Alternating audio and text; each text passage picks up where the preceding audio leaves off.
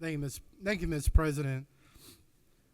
So I bring you amendment number 1, and I do thank my colleague from the 6th, but do want to address the treachery related to what's in front of us today.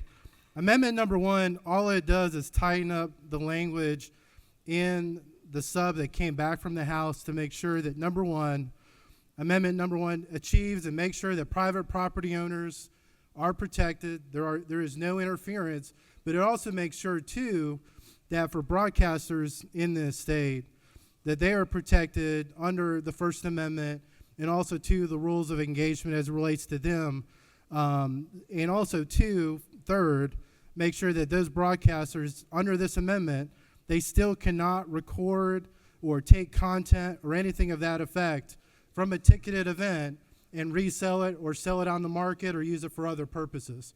So I think it achieves all of the goals, but it just makes sure that accidentally we do not loop in our friends from the broadcasting community into this bill. And I do believe, Mr. President, we have time to amend it, send it back to the House, and get it to the governor as quick as possible. With that, I'll yield. They can't leave the well because of the dean. Recognize Thank you, Mr. Dean. Dean of the Senate. Thank you, Mr. President. Is it true that the Augusta National supports this bill and this amendment weakens the bill? Is that true? No, so Augusta National supports the underlying bill, but this amendment does nothing to weaken it. If anything, it makes it stronger. All the protections that Augusta National wants in this bill remain in place. All this is doing is just making sure that during a moment of event or an emergency, that broadcasters are not constricted because the language in the amendment was written too broad. Recognize the senator from the 41st. Thank you, Mr. President. Senator, do you yield? Yes, ma'am.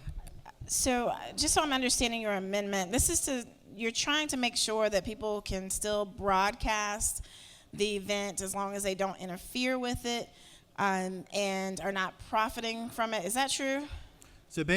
So number 1, in terms of profiting or recording or anything of that case, this amendment does not change that. It protects, I think, the protections that the House has sent to us in their language.